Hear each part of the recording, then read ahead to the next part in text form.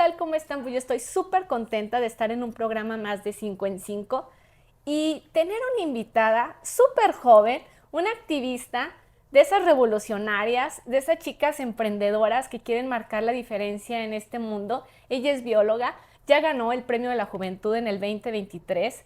Es una ambientalista incansable que ya está en otros niveles, ya está en la ONU, así que me da muchísimo gusto darle la bienvenida y agradecerle a Aurora Gómez Espinosa. Gracias por estar aquí, Aurora. Bienvenida. No, pues al contrario, pues gracias a ti, al espacio, qué bonito pues poder venir y platicar justo de las causas.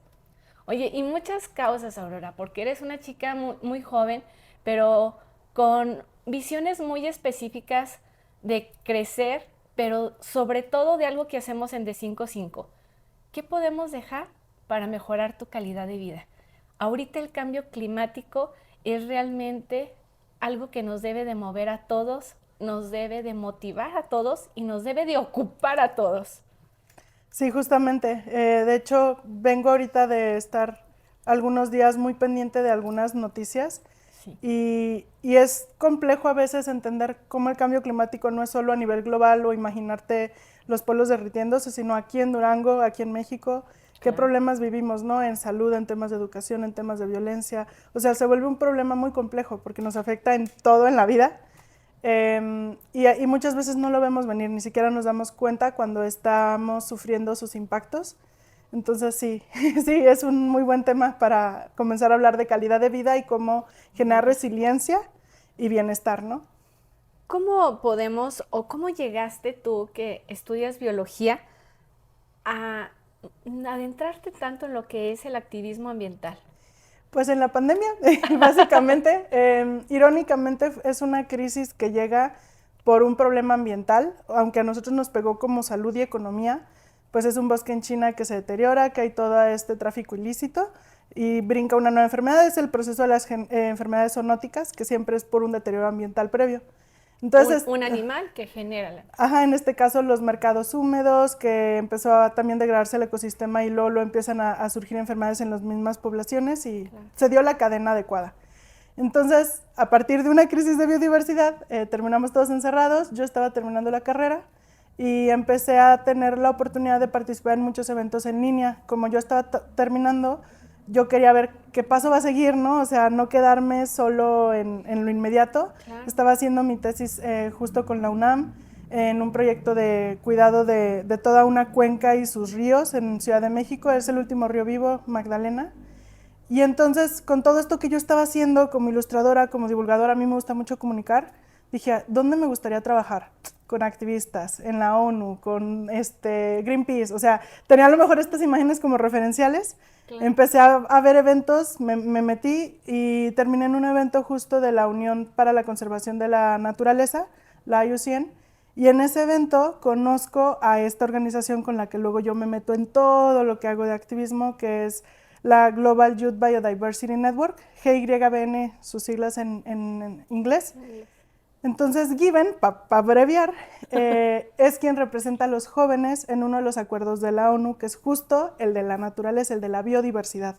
Cómo evitar que desaparezca, porque estamos en una sexta gran extinción a nivel planeta. Claro. Nunca en la historia se habían perdido tantas especies en tan poquito tiempo. Y eso no solo afecta a las especies, nos afecta en No. todo, ¿no? En alimentación, en producción de medicamentos, en muchas cosas.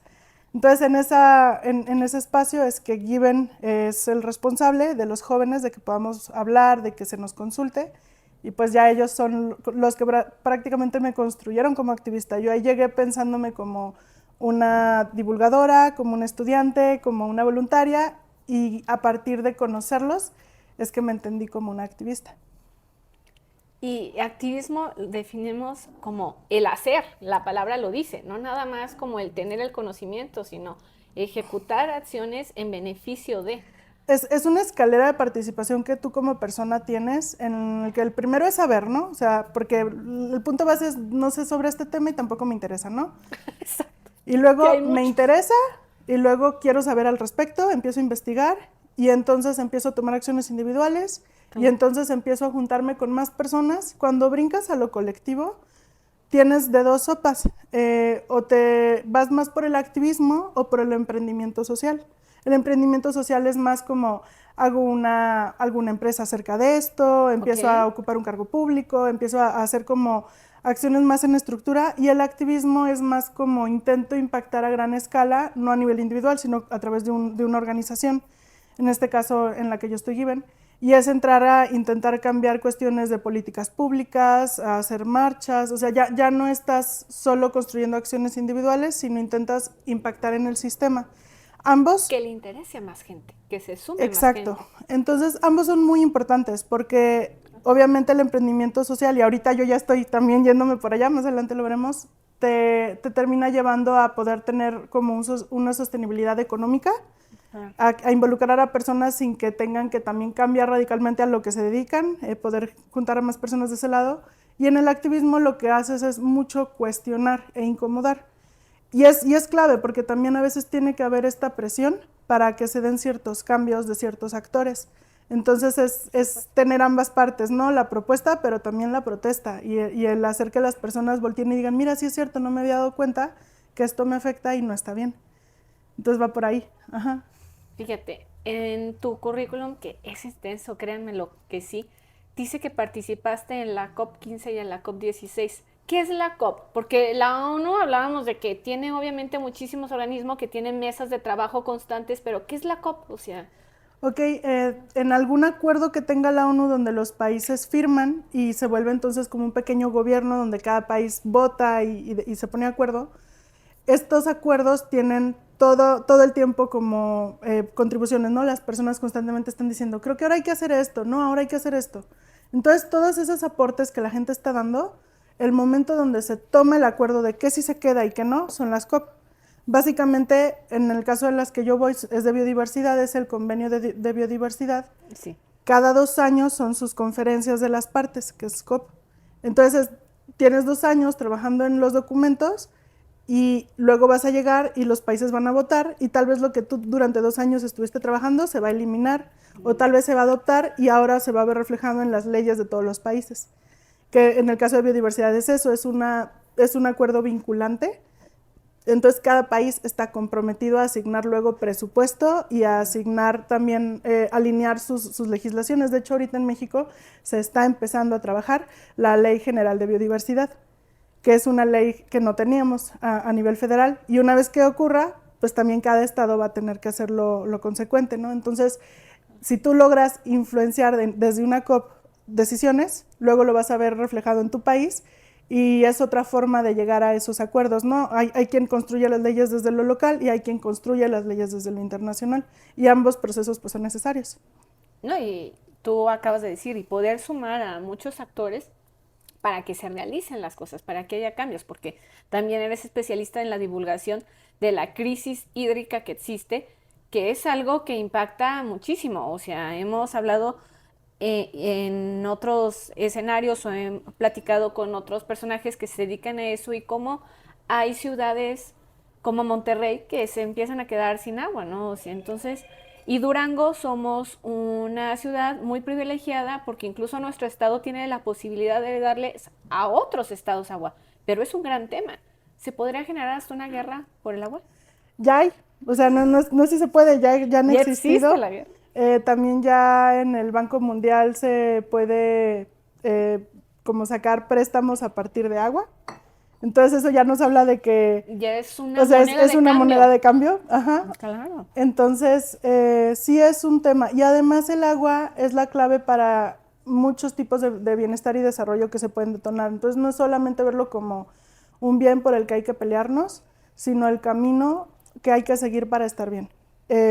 La naturaleza en ese sentido es una gran maestra. El agua que hoy tomamos, de lo que está hecho esto, fue pipí de dinosaurio. O sea, esto tiene miles y millones de años circulando en el planeta. Pero no nos estés diciendo eso, Aurora. O sea, Sé que a lo mejor suena como impactante, pero es la realidad, es darnos cuenta que el agua siempre ha circulado. El ciclo del agua nos lo enseñan de chiquitos, pero a lo mejor no terminamos de dimensionar que si nosotros respetamos los procesos de la naturaleza, el agua nunca se va a acabar. Cuando se acaba es cuando nosotros rompemos ese ciclo y desestabilizamos a la naturaleza, y entonces empieza a haber agua contaminada y al mismo tiempo escasez, acaparamiento, y surgen todos estos problemas en torno al agua, ¿no? Pero Pero si tú le dijeras a cualquier otro ser vivo que el agua se va a acabar, te va a ver así como, ¿qué onda si la naturaleza está hecha para que el agua siempre Y recircule? 3/4 partes del mundo es agua, o sea, ¿cómo se va a acabar?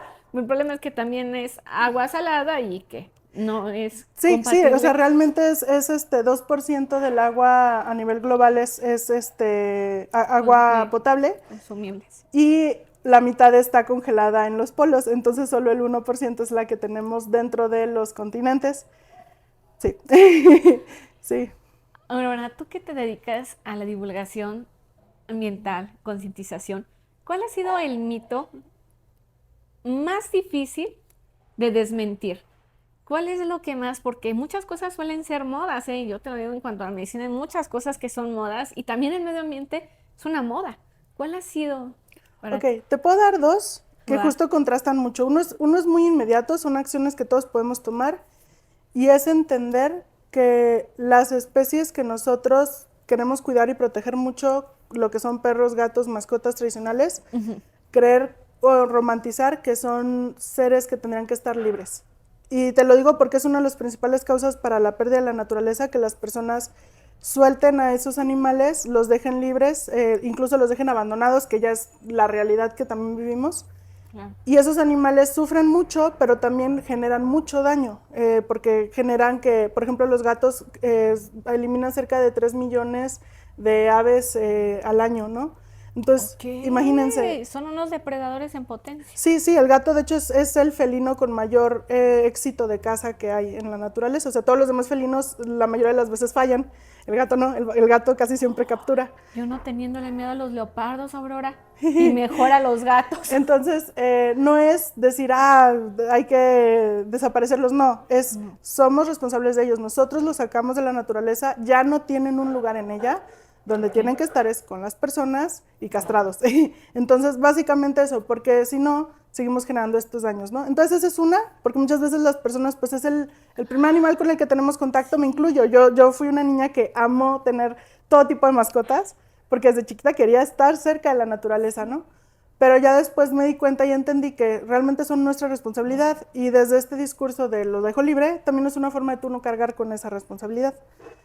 Igual pájaros, que si bien les va, pues solamente no van a encontrar comida y van a fallecer, pero la mayoría de las veces se vuelven especies que como que corren a otras, como bullers, digamos, de la naturaleza. Ahorita aquí en Durango tenemos mucho la cotorra argentina, que esa literal es un periquito chiquito que se trajeron de Argentina en los años 70, como a 70,000 individuos, de manera ilegal. Y hoy la tenemos en A casi 70 todos ejemplares. 70,000 ejemplares y ahorita los tenemos en prácticamente todos los estados de México y son animales muy territoriales que le quitan la comida y corren a otros, ¿no? Entonces, ¿cómo cuando investigamos esa creencia de, ay, es que están bien bonitos, ay, es que pobrecito, quiere ser libre? Pues lo hacemos muchas veces desde el corazón y no desde el conocimiento. Y la naturaleza tiene reglas, o sea, no nomás porque está bonito es bueno, ¿no? Y el otro, yo creo el mayor mito con el que de hecho me dedico a cambiar, es creer que las personas somos algo separado de la naturaleza. Y de ahí surge mucho esta idea de es que somos una enfermedad y es que la solución es que nos extingamos. A mí me parte el corazón cuando escucho a las personas pensar eso y deja todas las personas, a los niños. Trabajo ahorita en un proyecto que se llama Clarity Project, que es sobre todo desarrollado en Reino Unido, en donde están investigando qué tanto está influenciando a los niños y su forma de entender el mundo todas estas noticias ambientales. No porque sea bueno aislarlos de la realidad, sino por entender qué legado y cómo nos estamos entendiendo a nosotros mismos como ser humano, ¿no? Porque a estos niveles de problemas de salud mental, de etcétera, ¿no? Claro, pues porque si el mundo está enfermo, las personas se van a sentir mal. Sí. Entonces, muchos niños consideran que pues el planeta lo estamos echando a perder nosotros y que lo mejor sería que ya no estemos. Y es cerca del 70% de los niños consultados y son cerca de 100,000 niños hasta ahorita que se han hecho estas encuestas. Entonces, y yo aquí lo he visto, yo lo he preguntado y gente que vive su día a día, si les preguntas, esa es su opinión. Y en el día a día viven tranquilos, pero su opinión es, pues el problema somos nosotros, el día que ya no estemos se solucionó. Y esa no es la realidad. La realidad es que la especie humana ha vivido decenas de miles de años en el planeta sin generarle este daño, y los sistemas que ahorita generan este daño no siempre han estado y no siempre van a estar, y los podemos cambiar. Es ponernos de acuerdo y hacer las cosas diferentes, pero no somos nosotros los que por naturaleza no chocamos o dañamos, no. Tiene que ver con, sí, una cuestión histórica, aprendizajes, ahorita cuál es nuestra idea de qué es el desarrollo, qué es el bienestar.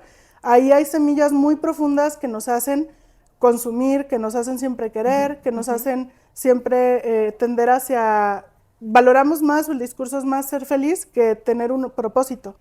Y cuando solamente te enfocas en ser feliz, dejas de verte como parte de todo y dejas de percibir el bienestar como algo integral. ¿Cómo voy a estar yo bien en mi casa si mi vecino sufre? Entonces, hay incluso palabras en diferentes pueblos indígenas. Ahorita la que se me ocurre es dentro de los mapuche, está el concepto de buen vivir. Y buen vivir no existe si tu entorno no está bien. Entonces, no hay una persona bien si su entorno no está bien. Entender de esa manera lo que es el ser feliz y el estar bien nos hace cuestionar muchas lógicas que nos ayudan a justo poder relacionarnos mejor, no solo con la naturaleza, con nosotros mismos. Entonces al final ahorita estamos mis palabras, estamos en la encrucijada del cuidado, de preguntarnos qué es cuidar, qué es sostener. Y ahí van mis preguntas. Tú acabas de decir, no podemos aislarlos, pero ¿cómo bajamos la información? ¿Qué sería para ti las 3 principales cosas que deberíamos de hacer como seres humanos para poder coexistir y ayudar a perseverar nuestro medio ambiente? Uy, son preguntas complicadas porque muchas veces cuando doy conferencias o así, las personas me piden eso, dime 3 tips para arreglar el mundo, y no funciona así. Sí, Digamos que ajá, para ajá. concientizar, o sea, más para arreglar, o Pues sea, yo creo que que es es primero interesarnos, o sea, tolerar la incomodidad, tolerar escuchar noticias que duelen, noticias que incomodan, y desarrollar un pensamiento crítico. Es muy diferente yo estar navegando en mi celular y ver qué me sale, a yo intencionalmente buscar saber algo, buscar claro. enterarme qué es la crisis del agua, qué es lo que, por lo menos lo que yo estoy viviendo, ¿no? A lo mejor Sí, no les digo investiguen todas las problemáticas que hay en el por planeta, supuesto. pero lo que ustedes están viviendo, tener esa acción te cambia completamente la mentalidad porque tú tienes injerencia. Tú Claro. quieres saber, y cuando quieres saber también quieres tomar acción. Y ya no solamente estás a la expectativa de lo que caiga o lo que otros decidan. Segunda es hacernos conscientes que cada aspecto que hoy nos tiene aquí, cada cosa que vivimos, a qué horas, cuántas horas trabajamos, a qué horas, dónde vivimos, cómo se construyen las casas, cuál es legalmente el tamaño que puede tener una casa, todo lo que nos afecta diariamente es la decisión de alguien más. Todas han sido decisiones humanas y todas las decisiones se pueden cambiar. Por supuesto. Entonces, cuando nosotros nos reconocemos de esa manera, empezamos a poder animarnos a no solamente vivir en inercia, ¿no? O sea, sí vivimos nuestro día a día, vamos a trabajar, vivimos con nuestras familias, pero también nos animamos a empezar a platicar en la mesa y a empezar a no tenerle miedo a ser seres políticos. Ser político no es inscribirte en un partido. Ser político es saber que todo se decide entre todos y querer participar. Por supuesto. Y entonces tal vez no es que vayas a ir a estar en alguna marcha o estar en un proceso de incidencia política, pero tal vez va a ser que te vas a terminar animando a hablar con tus vecinos y juntos van a empezar a cuidar a los arbolitos de la calle, porque Por ya no es tu supuesto. única responsabilidad, ya es compartida. Entonces, o sea, más que acciones, son cómo hacemos las cosas, cómo las pensamos. Es irnos a esa raíz de cómo entendemos y nos entendemos en general, cómo nos relacionamos, y desde ahí empiezan a surgir, y de manera transversal, no solo temas ambientales, empezamos a saber cómo cuidar, cómo escuchar más, cómo solucionar conflictos que no solo son de índole ambiental, ¿no? Por supuesto. Irónicamente, en muchos de los acuerdos que yo estoy, aunque el tema es medio ambiente, nuestras discusiones son derechos humanos, nuestras discusiones son temas de educación, temas de género, temas económicos, porque eso es donde existe pues la mayoría de la vida humana, ¿no? Por Somos seres supuesto. sociales, entonces pues yo creo que ahí está, o sea, irnos a una raíz que termine germinando en todo y no solo tener acciones como específicas. En ese contexto, tú que eres tan promotora del activismo, ¿qué tanto te ha costado trabajo sembrar esa semillita? ¿Qué tan difícil ha sido ese camino? Uy, creo que he tenido, el mundo me ha sorprendido de maneras muy bonitas y también de maneras muy dolorosas. Los Ajá, ha habido extremos. extremos. Yo aquí llego a Durango después de ir a la primer COP que me tocó en Canadá y yo llegué llena de energía. La mayoría de mi chamba no se centraba aquí en Durango y de hecho aún así he hecho muchas cosas aquí, más sobre todo por las ganas de también ver eso en Durango. Pero pues sí, realmente mi rol dentro de esta organización era a nivel norte de México. Sí. Entonces no debía de yo centrarme tanto en el estado. Pero sí, terminé teniendo aquí muchas participaciones y conocí a muchos jóvenes, conocí a muchas personas que ya están teniendo iniciativas o que ya tenían iniciativas. Yo ahorita, de hecho, aquí tengo un colectivo, somos cerca de 23 personas, que algunas son más activas que otras, obviamente, pero ya se han estado teniendo como algunas acciones. Entonces creo que sí hay un cambio entre generaciones de pensamiento, de interés, de... A mí me encanta que, por ejemplo, en este colectivo la mayoría son de diferentes carreras. Tenemos así de que abogados, tenemos contadores, tenemos diseñadores, no solamente biólogos y forestales, ¿no? Claro, Entonces, te muestra que las personas quieren hacer algo, aunque no se trate de eso toda su vida, ¿no? por supuesto. Por otro lado, pues qué difícil es ponernos de acuerdo, no nos enseñan cómo organizarnos. Yo aquí en Durango no he visto el desarrollo de una sociedad civil organizada como lo he visto en otros lugares, en Oaxaca, en Chiapas, en estados que vienen más de una lógica colectiva, comunal, Sí. en donde incluso seas o no seas mitotero, tú en tu colonia te tienes que poner de Eres, acuerdo con todos para gestionar cosas, ¿no? Y aquí cada quien nomás va y paga municipio y municipio se hace bolas. Entonces ese grado de responsabilidad también entre la misma comunidad permite que se desarrollen más iniciativas también desde nuestra cancha como ciudadanos. Yo tuve que luchar mucho con el preguntarme a mí qué quiero ser, porque yo cuando llegué me empezaron a invitar a participar en espacios, agradecí mucho y he generado muy bonitas amistades, pero como que al inicio todas las personas decían, pues nomás en lo que se mete en un partido o nomás en lo que agarra un espacio, ¿no? Y yo no quería dejar de ser ciudadana, porque creo que es muy importante que nos acostumbremos a que también los ciudadanos son activos. es que ahí va. Por qué es tan mágico lo que haces, Aurora? Porque tú hablas de la corresponsabilidad. Yo siempre he dicho, un gobierno no puede solo solucionar No. las cosas. ¿Por qué? Porque nosotros somos parte de ese gobierno. La sociedad no podemos decir, oye, servicios públicos no me apoya con la recolección de la basura. No, pues es que si tú la separas, hasta le das una segunda vida a esa basura, ¿no? Sí, no, Y eso no, es una completamente. educación de casa, ¿no? O sea, ¿qué Sí, tendría que ver el gobierno en eso? No. y además es que se fomenten diálogos para que puedan Claro. cambiar sus perspectivas los diferentes sectores, ¿no? A mí me ha tocado asesorar espacios de sector público, de sector privado, también colaborar mucho desde la cancha de sociedad civil organizada y en general ciudadanía.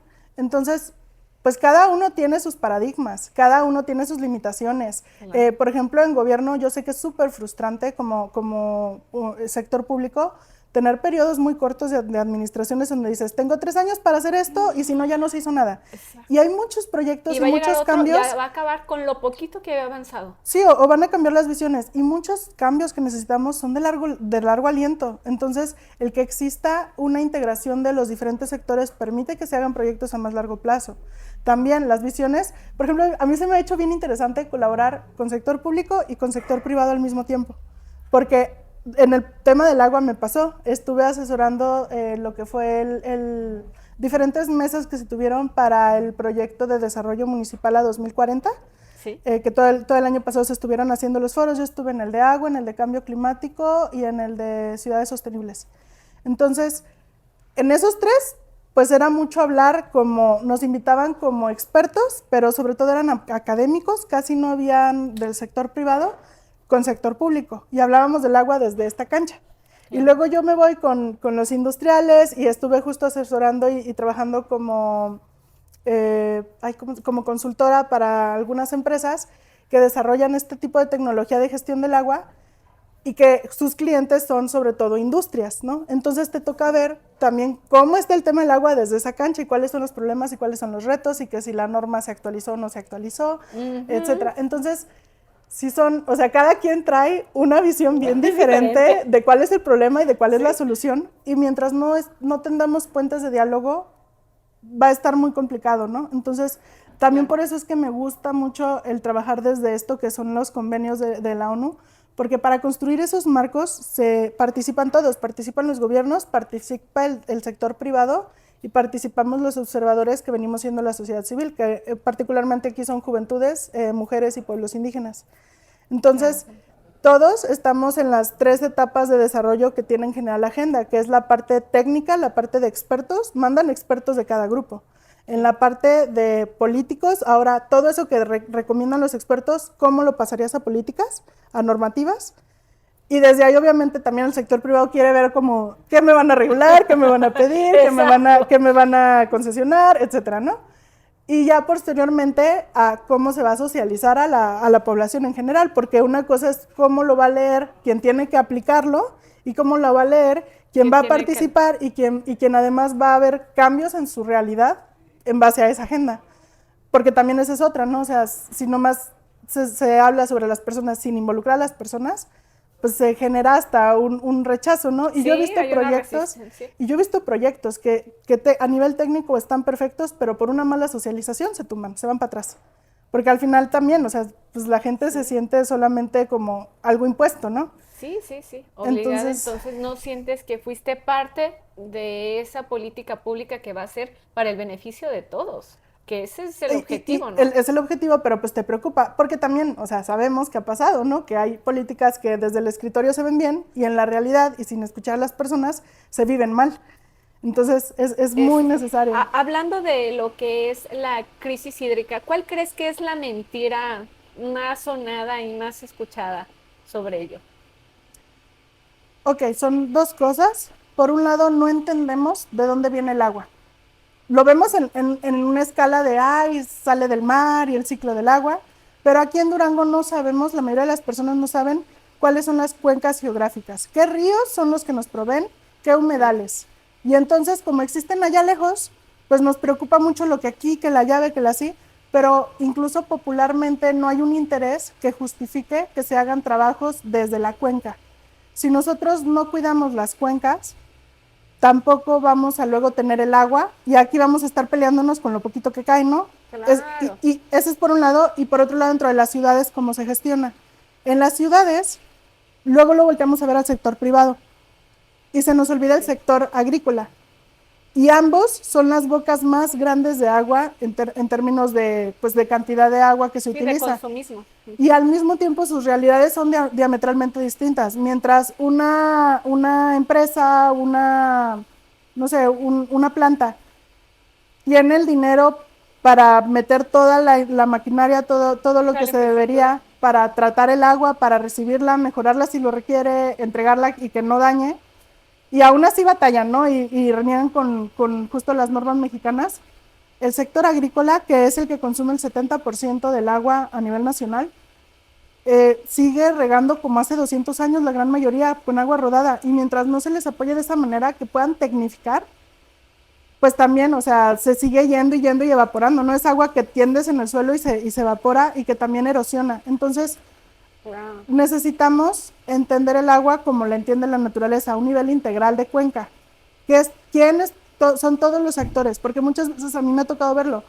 Está en la mesa del agua y están solo cierto sector, se les olvida el otro, o sea, no se hablan. Incluso legislativamente, pues desde lo que fue la reforma agraria, es después de la revolución cuando se hace esta partición. El agua de las presas va para el campo y el agua del subsuelo va para las ciudades, porque en ese entonces le hacían el fuche al agua rodada, ¿no? O al agua que iba llena de plantitas y así, y el agua de pozo era la mejor. No sabíamos que si le bajas de más, se vuelve pues con metales pesados. Entonces, mientras no hagamos un uso integral del agua, que conectemos a los sectores, que conectemos las necesidades, y yo he visto proyectos preciosos que aquí en Durango son perfectamente viables, donde el agua que tú colectas la pasas primero por la ciudad, inviertes en tu infraestructura, inviertes en tu tratamiento. El agua, después de que la usa la ciudad, la limpias a un nivel que antes, con la tecnología de antes, pues no podías hacerlo. Pero ya hoy en día el desarrollo tecnológico te permite recuperar el 99% de toda esa agua cochina que ayer estaba limpia. ¿Sí? No sé si alguna vez has tenido la oportunidad, pero cuando simplemente pasas cerca de la planta de tratamiento Oriente, huele horrible, es un basurero al aire abierto, se acumulan las bolsas, etcétera. con tecnología más vigente y con mayores estándares que incluso lo que pedimos aquí en México. Voltear a ver quién ya lo está haciendo bien, cómo se gestiona el agua en Seúl, cómo se gestiona el agua en ciertas ciudades de Alemania. Todo el agua que usó la gente se limpió, se le dio a la industria y se le dio al campo. Y al mismo tiempo, como tecnificaste campo ya no requiere 70%, exacto, ya solo requiere el 30%. Entonces al final las cuentas te dan no nada más para ya decir, uy, la libré, te dan para ahorrar agua, para volverte una ciudad en crisis hídrica, volverse un almacenamiento de agua para otras regiones. Esa es la capacidad que en México y en general en el mundo se puede tener cuando cambias una lógica fragmentada, ¿no? De tirarle la bolita y ver a quién le toca. Y yo lo entiendo desde municipio. Municipio hace lo que puede con lo que tiene. O sea, es muy difícil invertir y mejorar la infraestructura de las tuberías, invertir en una planta de tratamiento que es carísima y al mismo tiempo tener un servicio que las personas hoy en día dicen, ¿por qué te voy a pagar más? O sea, me estás dando agua con metales, me estás dando... Es como el cuento del huevo y la gallina, ¿dónde empiezas, dónde acabas? No, y la otra, ¿quién está en Aurora? Porque hay muchísimos que no pagan el agua. O sea, hay muchísimos y hay muchísimos que ni siquiera tienen acceso al agua. Y hay muchísimos que no tienen acceso al agua, correcto. Ahí es donde, más que echarle la culpa a las personas, porque también eso se me hace, pues es muy riesgoso, o sea, realmente es entender que todos tenemos que entrarle al tema integradamente, no cada quien desde su canchilla, porque mientras no tengamos o sea, literal es no decir quiero tener agua para mañana, es decir, quiero ser tan eficiente como la naturaleza lo fue por 6.400 millones de años. Esa es mi tirada, tener ese grado de eficiencia. Obviamente no vamos a llegar a la luna, pero si le tiramos a la luna, mínimo salimos de la estratosfera, ¿no? O sea, nos vamos a acercar. Entonces, tener esa vista de objetivo nos va a permitir empezar a integrarnos más y el agua, lejos de ser un problema, es una oportunidad de bienestar. Yo ahorita estoy haciendo proyectos aquí en Durango con el agua muy bonitos que tienen que ver con eso. Con que seamos parte todos, ¿no? Que cada quien captemos nuestra responsabilidad y que esto sea nada más una semillita en casa para que nos podamos empapar, porque amé que lo que nos recomendaste en primera instancia fue saber, necesitamos conocer. Cuando nosotros un problema no sabemos de dónde emana, pero no sabemos cómo contribuir y resarcirlo, pues va a ser muy difícil que mejoremos este mundo. Sí, y por último, o sea, lo que te podría dar son ejemplos particulares aquí en Durango. Yo ahorita ya, más allá de mi organización, con colegas de la organización estamos haciendo una consultoría ambiental y estamos ya teniendo proyectos en diferentes estados de México. La mayoría están en Querétaro, pero yo ahorita aquí en Durango lo que estoy haciendo son humedales urbanos. ¿Qué es eso? Lo estoy haciendo de la mano con desarrollos, con lo que son privadas, y es tú como privada quieres tener agua, no quieres que se te mueran las plantas, por ley necesitas cierta cantidad de área verde. Yo te lo diseño, yo te hago un espacio donde todo el agua que tú utilizas la limpiamos, la recirculamos y no solamente tenemos un espacio bonito a la vista, generamos un hub de biodiversidad, recuperamos especies, hacemos que el agua se infiltre, generamos jardines de polinizadores con esta lógica del agua circular. Entonces, un lugar con sequía, terminas teniendo literal la naturaleza alrededor de ti y eso no solo cambia calidad de vida, cambia conciencias. Los niños van a crecer escuchando aves, van a sentir menos calor y es permitir que invitar a la naturaleza a que regrese a la ciudad también nos proteja de los impactos del cambio climático.